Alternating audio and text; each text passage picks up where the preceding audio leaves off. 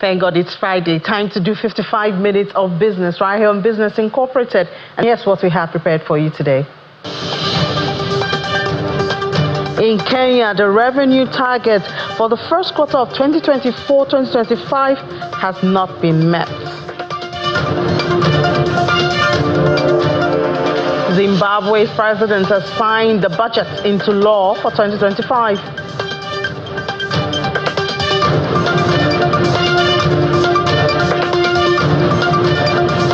And Ghanaian Parliament approved 68.1 billion cedis for mini budgets.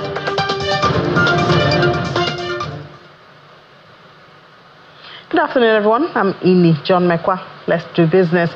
We start from the global space. Gold edged up on Friday on a softer US dollar and safe haven flows, with the metal en route for a weekly gain as attention turns to United States President-elect Donald Trump's proposed policy changes that could influence the economic and interest rate outlook going forward. Looking at the numbers at this time, we see green for spot gold. It's up 0.2%, $2,661.19 per ounce. US gold futures same rate, 0.2% in the green, $2,675.40 per ounce. And US gold futures rose 0.2%, and the dollar index fell 0.2%. Dollar price bullion more affordable for holders of other currencies. Trump's inauguration is January 20. Even the crypto market has been waiting for that, and that has heightened uncertainty with his proposed tariffs and protectionist policy, which is expected to increase inflationary pressures on various things. Now, for other metals, we see palladium is also up 0.2%, $913.18, and the platinum is also up 0.4% in the green, $926.95. While silver remains unchanged, 29.58 for an ounce. Going to the oil space, prices extended their gains on Friday after closing at their highest in more than 2 months in the previous session on hopes that governments across the world may increase policy support to revive economic growth that would lift fuel demand. Looking at the numbers, 0.2 still in the green from this morning, $76.09 for Brent, while WTI 0.3% in the green, $73.32 per ounce. Both contracts are on track for their second weekly increase, with investors coming back from the holidays and improving trade quality or liquidity. And also we see demand also picking up. Factory activity in Asia, Europe and the United States ended 2024 on a soft note as expectations for the new year soured amid growing trade risks for a second Donald Trump presidency. Now back in Nigeria, the chief Executive Officer of MTN Nigeria, Mr. Carl Toriola, says that 2024 was a tough year for the telecoms industry amid high inflation and naira value depreciation against the dollar. According to Mr. Toriola, 160% of revenue generated by telcos are used to run operations, which he stresses is not sustainable. He was a guest on Business Morning earlier today. So we at MTN, we believe that we need a tariff adjustment of about 100%. I think the industry is pretty much aligned because we're all experiencing exactly the same headwinds. Now, the government is very sensitive to the squeezed consumer wallet, the pressures that has come from inflation and currency devaluation on consumers. So I'm not sure they'll give us the 100%. But I'm optimistic they will give us something substantial, and maybe progressively over the course of the year we can have smaller adjustments that will help us to get back to the place where we need to be. But what is expected of us by the regulator on the flip side is quality of service. We're going to be held to very high standards of quality of service. And what the tariff adjustments allows us to do is to continue to reinvest, because we need to build capacity, build resilience, put in additional generators, put in alternative power supply systems to give you stable and high quality networks. So it addresses sustainability, but also enables the regulator to hold the big stick on the issue of quality of service, and allows us consequently to, of course, invest to give the quality of service that Nigerians deserve. Well, that was earlier today with Mr. Toriolade. Let's dive deeper into the issues of the state of the nation expectations for 2025. Now, with the consultant communications and strategy to the Senate President, Mr. Kenny Okolugbo, joins us now. Mr. Okolugbo, good afternoon. Happy New Year. Thanks for having me. Yeah, so the last time we spoke, I was in Abuja. You were also there, and we did look at the budget's expectations and those numbers. That was the day the President Bola Tinubu presented the budget to the lawmakers. A joint seating is what we saw. And we didn't meet up with that 31st because we're already in 2025. But can we say this has an impact? Is there any cause of concern that the lawmakers were not able to meet up with that December 31st? Yes, you remember we both talked about it. I said that certainly the medium-term expenditure framework didn't come on time, and the physical strategy paper. And you also raised that concern in Abuja that it would be very difficult to meet up with the 31st of December. Because of that, you can see that the Senate and the House of Reps in India with some extended budget 2024 till June 2025. And so what that implies is that the budget of 2024 will still be in place up until budget 2025 is considered and passed into law. So obviously that doesn't leave any loophole for that. But what are your expectations, looking at where we stopped or where we ended 2024, and now we're in 2025, especially the policies, the economic policies? What are your expectations? Well, it's looking quite good. You just finished on the global oil price. If Brent is at $76, we all know Bonnie Light is as good as Brent, and the benchmark for budget 2025 is $75. That is $1 above the benchmark that budget 2025 has been predicated on. So what we pray and expect is that it will remain at $76 and upwards from $76. Because what that means is that the expectation for $75 remains. And if there is an increase from the 1.8 million barrels of crude oil that we produce a day now to 2 million barrels that the budget is predicated on, it therefore shows that there will be no shortfall of revenue for the 47.9 trillion naira budget that was presented to the National Assembly. 2024 was quite a difficult year. Everybody has accepted that inflation is at over 34%. But the President has said that inflation will drop to his expectation is that the budget will be able to drop inflation to 15%, which will see a sharp decrease in the price of goods and services. And budget 2025 hopes to go on more of production than consumption. And when we go on production as against consumption, therefore means that the GDP would increase. More goods will be exported than imported. And there's been a trade surplus for the last 3 quarters. And if it continues in this trend, we'll see a drop too in the price of petroleum products, especially petrol, which is a very essential commodity that we use for our generators and we also use for our cars, and influences the prices of goods in the country, as we can see. So looking at 2025 so far, it's looking quite good based on the budget and what we have just seen is the benchmark for the price of a barrel of crude. Yeah, we don't know how sustainable that price is going to be at 76, because we do know that a lot of this is based on expectations that demand will increase. But we do know that if supply comes back on, then that could affect that. But I mean, I think the issue now is our optimism around the oil and gas sector, especially with the working of Warri Refinery, Port Harcourt Refinery, Dangote Refinery. And then if we have this price increase, I guess that also reduces what we pay or the search for FX, to import refined crude. And that puts us in a good position. But, another conversation coming out of this is we're supposed to have saved some money. I think in November, it was placed at about 5 trillion naira or billion naira that we have saved. I wonder how much we have saved so far, and we were promised it to be channeled towards infrastructure, but we really don't have the details of that. What payments are you talking about? Subsidy savings. Subsidy savings. Okay, well, it's very clear that the subsidy savings has reflected even on the states on what they are earning.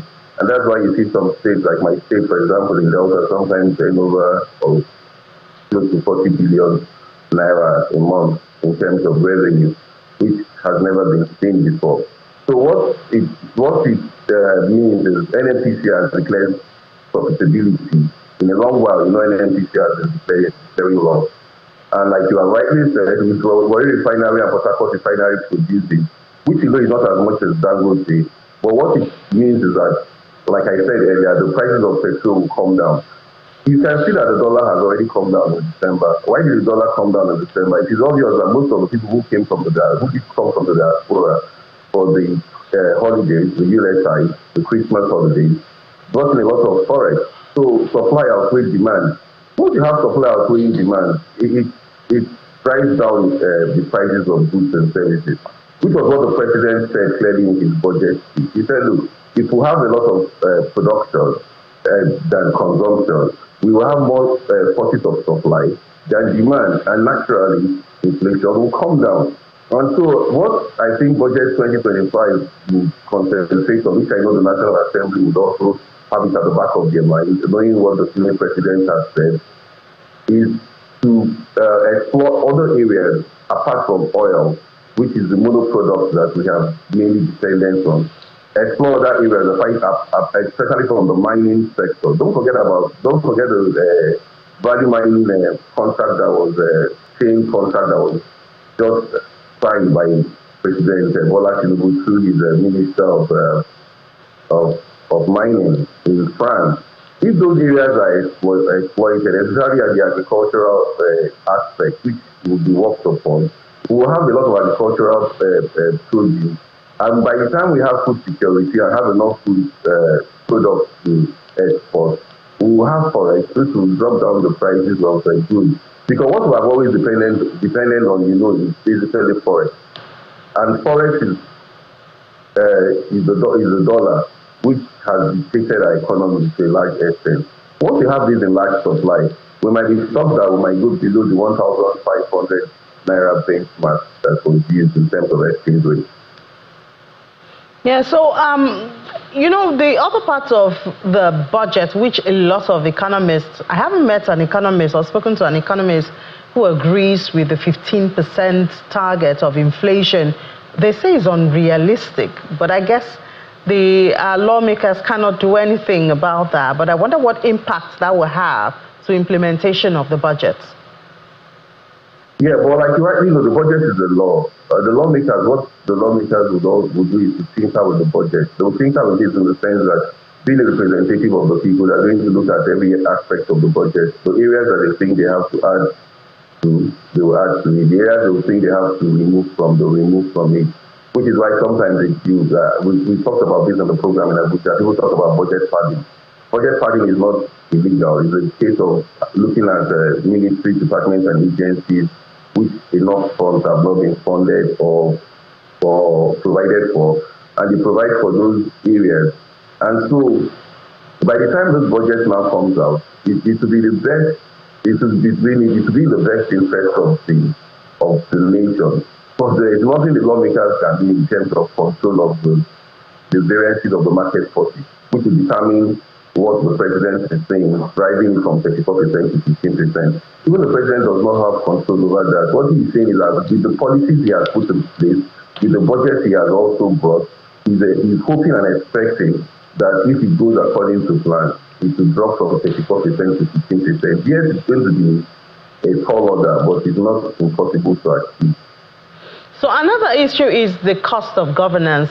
I don't know if you saw Mr. Peter Obi recently. He did bring that up about tapering down on the cost of governance.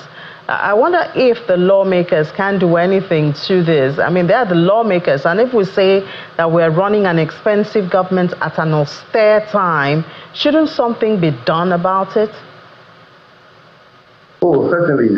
Well, this will be more of a question for the spokesman of the Senate.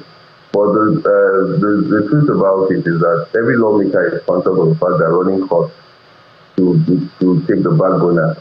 We have all talked about running costs, and running costs is basically what you're saying, the cost of government. I think the president is also conscious of running costs. You can see he has reduced he has given a directive on the amount of vehicles that are going to be attached to each ministry. He has also talked about travel plans for each ministry. He has talked about the size of each delegation, even for himself and that of the vice president. And so, if it's being implemented by the presidency, the National Assembly does not have so much, does not have a bogus recurrent expenditure. The recurrent expenditure really stems from the executive. And so, if the budget is worked on, which I believe it will be worked on, and recurrent is reduced, it should stop more funds for capital. And we started looking at, for example, defense, which is 4.9 trillion, and some people have said that with the security position we have had in the country, 4.9 trillion might not even be enough for defense. Even at 3.5 trillion that has been also allocated to education. Maybe when they reduce some of these costs of government, some of the reductions that are gotten from there will be added to education, added to defense, and maybe health, which is at 2.4 trillion. So all that is in the realm of when the budget is eventually passed, but the budget will be worked on from the beginning of next week. The National Assembly will resume on the 14th of January, and by the third week of January, work would have actually started, I believe, on the budget. All right. So, you know, one conversation we had in Abuja was the defense of the different ministries and effectiveness or effective use of their funds. We do hope that the lawmakers would be able to instill that better this 2025, so we can have a larger percentage of implementation of the budget. Oh, certainly. The medium-term expenditure framework would have given an idea of that, because that shows the performance of the large projects and gives an insight into probably 2025 to 2027. But every ministry will have to come and defend their budget. Will have to come and show costs while those funds to be allocated to them. Looking at what they have done in terms of earlier implementation of their allocations in 2024. That is certainly what they're going to look at. And don't forget that the same president was very clear that the ministers will not be spared, especially those who have been recalcitrant, who have been invited and have not come in. They will have to do a scrutiny of what they have done. And the National Assembly, you know, has the power to restore the cost. All right, Ken Okulugo, thank you so much for your time this afternoon, consultant communications and strategy to the Senate President, and enjoy the rest of your day. Thank you for having me. All right, now let's take a break. When we come back, intraday numbers will come with Will Ibong. Just stay with us.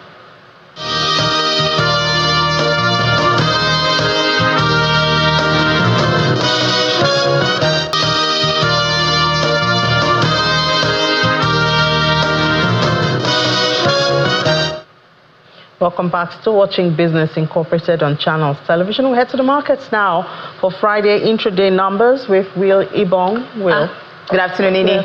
Numbers are looking good at intraday. I'm happy to hear that, because I think I made some boastful statements this morning. But careful what you boast for, because the year is just beginning. It's just beginning. It's early days yet to know where the trends or sentiments or market news is going to lead investors. Yeah, but they say speak it and then it will come to we're speaking it. So we're going to begin with market numbers, and then like zooming on major equities. We have just two that we track that are still very active at intraday. EGX 30 is closed today, but they were positive. Two Nigeria's NGX and JSE, they were in positive territory. Nigeria's NGX was 0.31% up as at the time I checked. 103,000 level. That's a good one, as Zini said. Still early days, but we are in the green nevertheless. JSE in South Africa 0.11% up. 84,000 level. Elsewhere, as I mentioned, Egypt's EGX is closed Thursday for the week, while Kenya's stock market closed Thursday's session in the green. Let's see the numbers for yesterday: 1.86, nearly 2%. They did really well in 2024. Let's see if they will still perform as well in 2025. But we're still talking about stocks performance and what's happening. We're going to be looking at the NGX as what's driving intraday activities, and we'll be talking to Ambrose Amodian is the Chief Research Officer, Invest Data Consulting. Good afternoon, Ambrose. It's good to have you on the program. Yeah, good afternoon. Happy New Year. Same to you, yeah. Okay, so fantastic. We see now the NGX kicking off, with bullish momentum in January, still early, but what's driving intraday activity numbers? As I mentioned, last I checked was 0.31%. Are we doing better than that, or we're still at that? Nevertheless, we're in the green. So what stocks investors eyeing that's pushing the market up? Actually, you are not surprised seeing the market moving up for the first 2 trading days of the month of January. If you look at Nigerian history, January has been a positive month for the market. And also, as we speak now, most of the insurance companies are on a full beat. That means demand for them are high. Also, we're seeing that some consumer goods stocks are also on demand. These are the patterns the market have to do ahead of what audited account is expected to be the market as from next week. So, talking about still performance of stocks, let's look at what's happening, the top performers for Africa 2024. I must say, I was slightly like, what happened to Nigeria? But we're still in the green. But Ghana was top, it was the best performer for Africa. We saw Zambia, Nigeria following in third position, Kenya, Ivory Coast. And if I just want to reel out the numbers, so Ghana at 56.2%, Zambia at 44.1%, Nigeria coming in at 37%. That's a far cry from what Ghana closed at. And then Kenya, we're seeing it at 33.7%. Ivory Coast is at 29.9%. I just want to know something. Nigeria was stemmed in January 2023. Was the world global best performer in terms of stock performance, beating Argentina, and also best in Africa at a half year 2024 rather. But when we now came to the end of 2024, we've seen Ghana overtaking Nigeria. I want to know something, Ambrose. I just want to move from this game because I know that many markets have profited from Nigeria. They made money from Egypt. Egypt is not even on the list. I'm surprised. They made money from Ghana. But other than that, what changed? How did Ghana overtake Nigeria? When it comes to equity investment, the power of currency is very important. As we speak now, Africa have experienced what we call currency devaluation across the continent, and that has also reflected in the market. When you see emerging markets pumping up, there's a lot of interest coming from the stronger markets. Don't forget that when they started cutting rate in the mature market, especially the 5 big central banks of the world, automatically funds will be leaving in this mature market towards emerging market where they see opportunity. And knowing that Africa will experience a kind of a devaluation, most of the assets in this part of the world become cheaper for what. That's why you saw a kind of appreciation. We call it a low valuation that have attracted funds into this market. Nigeria is not left behind. Mr. Ambrose, could you turn down the volume of your device? It's kind of interfering in the audio output. Is it okay now? Okay, just a little bit more so that our audience can hear you clearly. Okay. I'm saying that the relation between currency, devaluation, and assets, because of the African country have suffered. It's still very loud. Could you turn down the device? Are you watching from another device? Could you turn down the volume so that we can just hear you, Mr. Ambrose? Okay, let me see if I can bring it down now. Maybe the TV or something. Yes, the TV. Turn it down. Okay. Hello? Okay, so go ahead with what you're saying. Okay. Yeah, I said the relation between the policy devaluation and assets has played out in Africa, because most of the African countries have suffered what currency devaluation. That have attracted funds from matured economy or matured market into this market. Don't forget that circular flow of funds as the world pattern stocks. Now that our assets are cheap, when I mean assets, stocks are cheap in this market, then attraction was there. That was impacted what, and also the companies in this economy also are not doing badly. Yes, we know that Ghana had a setback in terms of inability to meet some of responsibilities in terms of their bond, but still, because of there's also a move by the government to kind of restructure all their debt and power, confidence is gradually coming back to Ghana. That's also reflected on their performance. Okay, thank you so much, Mr. Ambrose Onodion, Chief Research Officer, Invest Data Consulting. We did see Ghana GDP jumping better than what they did in 2023 at over 6% for 2024, the 9 months of 2024, and that's a good one. We hope to see Nigeria perform in 2025, but let's keep our fingers crossed. Thank you so much for your thoughts. Now let's move on to other markets now, and the Middle East. We saw major stocks were already closed on Thursday, except for the UAE, where we saw mixed sentiments at Intraday. Dubai was down 0.56%. Abu Dhabi was up 0.08%. Look at other markets I mentioned. Saudi, the Tadawul is closed, but in the green. Qatar is also closed in the green. Let's look at Asian markets now. How did they perform, out after yesterday's red day? Japan is still on a bank holiday, but let's look at South Korea's markets. Rebounded despite the political unrest. Listen, the Kospi up 1.79%. Investors are beginning to, have bullish sentiments there, especially when one of the stocks in the AI tech sector gained yesterday. So let's see, China markets, it struggled though, but we saw the Shanghai index down 1.57%. Nifty in India is also down 0.48%. Let's turn down to the US markets and see how they performed.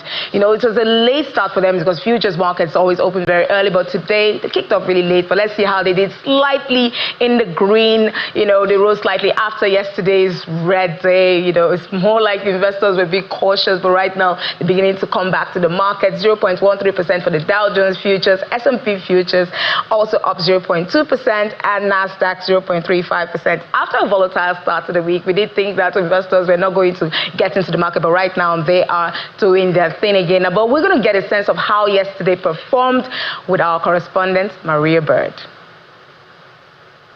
The U.S. stock market had a challenging start to 2025 as the Dow Jones was down at 0.3%.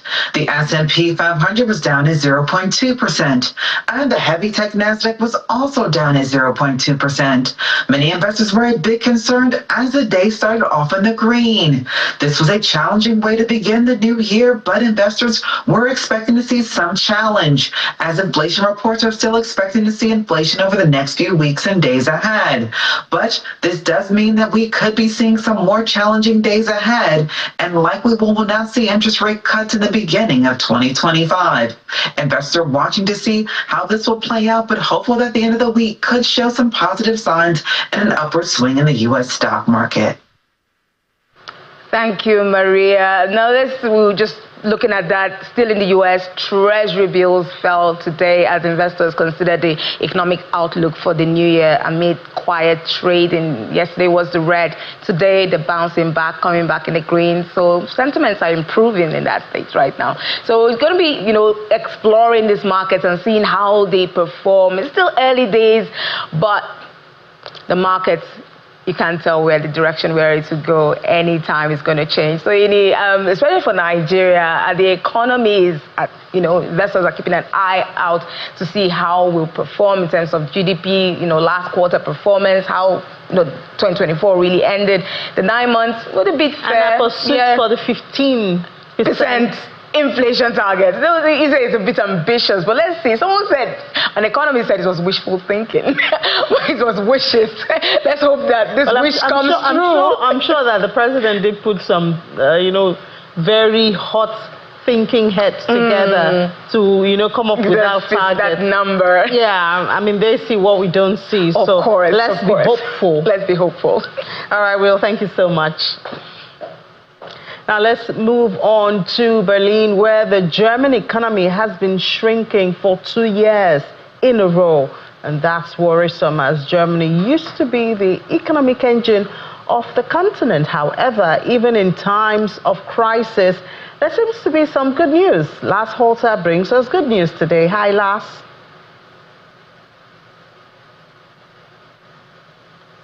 Thanks for having me, Ini. Yes, that's correct. It might come as a bit of a surprise. After all, we've been dealing with a weak economy for a while, and yet these latest numbers, and those are the final numbers for 2024, tell us that 46.1 million people are currently working in jobs in Germany, and that's the highest number ever since the German reunification in 1990. It beats the previous year by 0.2%, or 72,000 people. And it continues a very strong trend. Every year since 2006, the German labor market grew, with exception, of course, of 2020. That was the year of the pandemic. And that is a very strong performance.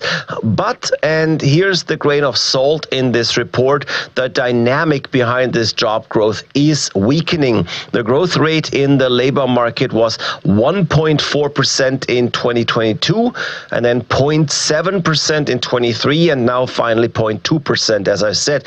So it seems quite unlikely that we'll be seeing further growth this year. That's scary, not happy at all. But what are the sectors seeing this growth? Yes, there's indeed huge differences between different sectors of the economy. The strongest growth happened in the service sector, that grew by 0.4%, or by 153,000 people. And within that sector, the public service sector was even stronger, growing by 1.5%. That is mostly jobs in education and health, but also administrative jobs. And honestly, given that Germany is already plagued by lots of bureaucracy, I don't even know if that's a good thing. But also very strong pharmaceuticals, finance, and the aerospace industry. But then the weakest sector of the jobs economy are two real heavyweights, the industrial sector as well as construction, where jobs were lost last year, and further cuts are to be expected, especially in the steel sector, in machinery, and likely in the auto sector. We've seen lots of problems there for a while, and they are not yet resolved. Unfortunately, let's head to investors now. What are they doing? Well, they're trying to keep it up. Yesterday, on that first day of trading in the new year, shares went up and the DAX broke through that magic barrier of 20,000 points once more. Now, will it stay there? There is still not a lot of news early in the year. There's very few new data out. I guess it's a few stories and developments out of the US that might give us some guidance. That includes later in the day the Purchase Managers Index in the US that will once again have economists debate over whether or not there will be more rate cuts by the Fed. So it seems even though the holidays are over, it will be another slow day. And then next week, one could assume we're back with a more regular market activity. Yeah, I believe next week it is. Thank you so much, Lars. All right, now let's come back to the continent. And one very big challenge for the continent of Africa is the issue of debts. And so many things have been discovered to feed into this. Lack of sufficient knowledge and perusal when signing some of those dotted lines has been discovered as a major contributing to the debt challenge that the continent is facing. And so AFDB, African Development Bank Group, say they have put together a forum which all Africans can participate to deal with the problem of debt. This is a homegrown solution for supporting and assisting each other within the continent to be able to find solutions to the debt sustainability and management issues that most of the countries are facing, as we have seen in recent times. So having said that, what we intend to achieve through this forum is to ensure that countries are able to rally around each other, have a forum, make it like a hub, also ensure that it's a platform through which countries can engage. And when we're talking about engagement on all aspects of areas of debt management, debt transparency, accountability, issues of productive use of debt to ensure that countries benefit from the debt they contract. And more importantly, to ensure that countries don't even get to the point of becoming debt distressed. What that means is we step back and ask the questions, what are the things that countries need to do? What are the inward-looking focus in terms of resources that we have? How can we leverage them to ensure that countries don't even need to borrow or borrow much to the extent of falling into debt distress? But will it be people meeting? Will it be a document? Will it be, how will it look like? The secretariat and, Now I got a point. So in terms of how the modus operandi, that's what you're talking about, how will it operate? First, this initiative is being pushed by the African Development Bank. And we call African Development Bank, in fact, most countries, all the African countries see African Development Bank as their bank. Countries are interested in how do we do loan negotiations. Let's assume, for example, countries are at that level where they need to negotiate their loan. What skills do they have? What expertise do they need? And more importantly, what are the tools that are already in place within the continent, homegrown, that they can tap into to ensure that there's proper negotiation and they can actually deal with the partners or the donors or the lenders, whom they need to borrow from. This forum will look at such specific challenges that these countries are facing, take it forward, ensure there is a consensus among countries that this is what we want to look at in the next 1 year. So we take that on board and we monitor implementation so that by the mid-year, we can sit back among ourselves and do a midterm review and say, how have we done with respect to this specific issue or issues that we have identified? So it's one thing to have this forum and talk about it. It's another thing to get the people, especially the leadership of a government in Africa, to actually be transparent. So how do you hope to approach that, actually getting them to do the work? Very interesting question. Again, that is where partnership comes in. You remember I mentioned earlier that this initiative would thrive on partnerships. So what we're doing will be to work with relevant partners that have that convening power. Number one, the African Development Bank itself has that convening power because all the countries are member countries of the bank. So we can get them to make this commitment themselves that this is what they want to do. Number two, we have African Union Commission as a member for which all these countries are also members. We also have the opportunity through the African Union Commission where heads of state meet, where the ministers of finance meet, where the central banks meet to discuss issues relating to macroeconomic policy management, which include debt management. So these are different forums that we hope to exploit, for countries to be able to agree and have that consensus, because one of the things we want to achieve through this forum is to be sure that countries have that agreement on what needs to be done to address the challenges that countries are facing. Once countries agree that this is the challenge they are having and they want solutions, it's a lot easier. It's just like somebody who is ill. You don't need your doctor to convince you that you need medicine. Okay, so similarly, countries know that this is their real need. They don't need to be convinced before they know that this is the action they want to take. And so that's why there will be that consensus among the countries, an agreement to say, this is what we see as a challenge, and we are ready. And engaging therefore at the higher political level where you have heads of state, you have ministers of finance, you have central bank governors. These are the people who will implement the policies. And these are also the people who are feeling the pinch of the challenges. So once you're able to match those two, we hope to use that as a leverage to be able to support the countries, first, not just to commit, but to ensure that they live up to the commitments that they made in implementing some of the consensus, the agreements regarding the challenges that we see on debt on the continent. Right. So by December this year, that forum would be about a year, and we do hope that we can count some benefits from the conversations of the Debt Management Forum for Africa, organized by the African Development Bank Group. Now, staying on the continent, Kenya Revenue Authority has missed revenue targets in the first quarter of 2024-2025 full year. The Kenya Revenue Authority failed to meet its revenue target for this period in the first 3 months, according to the National Treasury's quarterly report. KRA missed the ordinary revenue target of 14.6 billion Kenyan shillings during the period under review, and the taxman collected instead 590.9 billion Kenyan shilling against a target of 605.5 billion.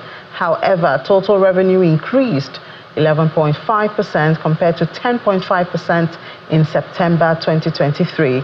The value-added tax registered the biggest shortfall of 15.1 billion shillings, followed by an excise duty of 5.6 billion, import duty of 2.8 billion. Despite KRA missing the ordinary revenue target, the National Treasury revealed that it collected 702.2 billion Kenyan shillings against a target of 691.9 billion during the period under review. And this was attributed to overperformance recorded in investment revenue of 16 billion Kenyan shillings and in ministerial alha, which was above the target of 24.9 billion Kenyan shillings. In Zimbabwe, the president has signed into law 2 acts operationalizing the 276.4 billion ZiG 2025 national budget presented by Finance, Economic Development and Investment Promotion Minister Professor Ntuli Nkube on November 28 last year. The Appropriation Act, which authorizes the bulk of government spending for the year, the rest being set as permanent spending in other acts, and financial acts, which enacted changes in taxation. The budget comprises 234.6 billion in expected revenues charged to the Consolidated Revenue Fund and 6.248 billion in retention funds that are meant for specific purposes as provided for by the Public Finance Management Act. We're still dealing with budgets, but in Ghana, the parliamentary has approved 2025 mini budget totaling 68.13 billion Ghana cedis after thorough deliberation at the Finance Committee level with the Finance Minister, Dr. Mohammed Amin Adam. The budget will fund government operations for the first quarter of the year, pending the substantive budget presentation by the incoming administration led by President Mahama. The approval follows the Finance Minister's presentation of the expenditure in advance of appropriation for January to March 2025. The proposal was subsequently referred to the Joint Committee on Budget and Finance for review and recommendation in line with Article 180 of the 1992 Constitution and the standing orders of Parliament. We move to Egypt, where the Suez Canal Authority has announced the successful trial operation of a new 10-kilometer duplicated section of the Suez Canal in the small Bitter Lakes area. This development forms part of the broader project to enhance the canal's southern sector. According to Admiral Osama Rabi, chairman and managing director of the canal, 2 vessels transited the new section as part of the trial. Simultaneously, 4 vessels, including the Mathilda Sul and Costco Shipping, passed through the original Eastern Waterway. The duplication increases the length of the new Suez Canal to 82 kilometers, up from 72 kilometers, and is expected to boost daily capacity by accommodating an additional 6 to 8 vessels. This improvement aims to enhance navigational security and reduce the impact of environmental factors such as water and wind currents. We head to the crypto space now and see what's happening right there. And then we see a red board for Bitcoin, especially followed by Ethereum, a 0.18% drop in the price in the last hour, I believe, 96,416.89. And then Ethereum is also down 0.69%, 3,444.84. A bit of some greens we see there: Solana, XRP, TRX, Davax, Cardano also. But we still have, well, I guess it's a mixed Friday. We could say, well, the incoming President Trump will be sworn in a couple of days on the 20th. So we'll see what will happen in this market. They're very conscious and following that movement, or rather. But let's see the headlines. What's making the news in the crypto space this morning? Metaplanet CEO says, if US adopts Bitcoin as its reserve, then we will have other countries like Japan following suit. I wonder if there are talks around that, perhaps with President Trump, something like that could happen. We will see. There's also the MicroStrategy Bitcoin buying spree. We know that towards the end of 2024, MicroStrategy did huge. I think about 115,000 Bitcoin is what they bought. So we'll see what that's doing to them and to the market. And then also combined stablecoin users made over $664 million as revenue, with Tether and Cycle pulling 532.10 million and 132.77. So those two firms, that's Tether and Cycle, accounted for almost all the revenue from stable coins at the end of 2024. Now let's speak to Gilbert Jopata and find out his thoughts on this. Hi, Gilbert. Good afternoon. Happy New Year. Hello, Gilbert. Can you hear me? Yeah, I can hear you loud and clear. Yeah, I said Happy New Year. Welcome to 2025. Yeah, wishing you same. Happy New Year to you too. Yeah, so we see a Metaplanet CEO talking about US adopting Bitcoin as reserve. I don't know, is that news going on in the community, in the crypto community? Okay, Bitcoin has officially become a global disruptor across investment asset classes and also becoming a strategic reserve. And when we look at Bitcoin journey from a niche down digital currency and now a potential global reserve, it is fascinating for me. And the recent statement from Metaplanet CEO predicting that if the US adopt Bitcoin as a strategic reserve, Japan would potentially do so, and other nations also will follow. And this is not just speculation, it's a reflection more of Bitcoin growing role in reshaping the financial system worldwide. And for 2024, Bitcoin was far and way the best performing asset class in 2024. And mostly the exchange traded fund actually led mostly to the widespread adoption. And Bitcoin was able to give this kind of growth despite inflation and global economic instability. And then it proved also what we've always said, that Bitcoin is a long-term hedge against inflation, which has made it attractive.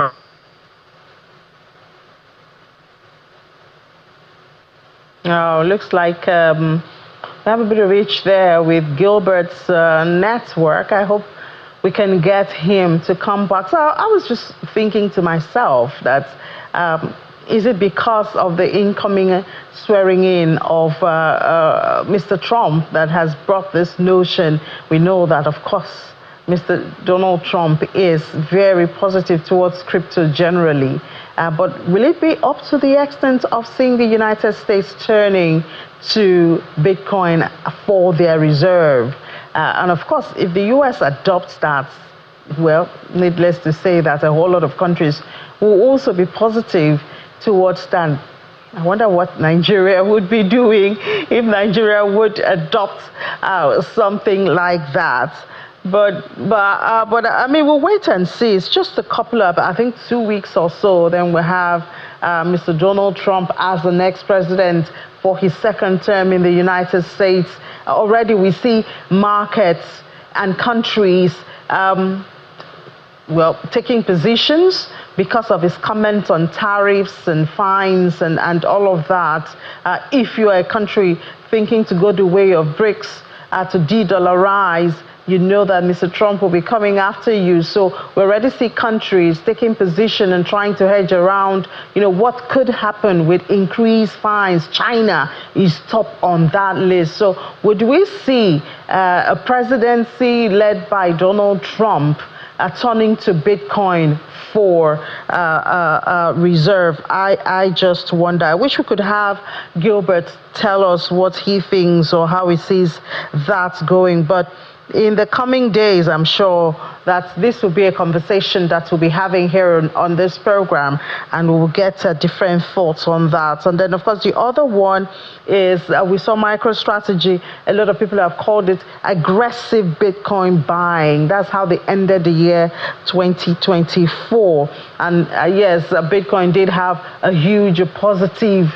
performance for the year 2024, but we see that it's in red at this time, losing some percentage of its price. We'll see how that happens in the coming days. I know that a lot of traders are anticipating the swearing in of President Donald Trump and what it will do to the market. We're also waiting and counting to that. And the market is still greedy, but like we always say, greed doesn't necessarily mean that you should take profits. It means it depends on when you got into the market. So watch out when you see greed. But it's greed, but the price is still 96. We've done better than this. We'll see what will happen in the coming days as we count down to the swearing in of President Donald Trump. And of course, we'll see what happens to the stable coins also. Unfortunately, we're unable to get back Gilbert, so we hope to get him perhaps next week. And so we'll say that's it on the program today. Thank you so much for being a part of Business Incorporated. In fact, being a part of our programs, all through 2024. And now we're starting another cycle in 2025. We promise to only get better, keep you informed, especially what has to do with your money and your economy. That's what we do here. Do have a great weekend. I'm Ini John Meko. I'll see you on Monday. God's grace. Bye-bye.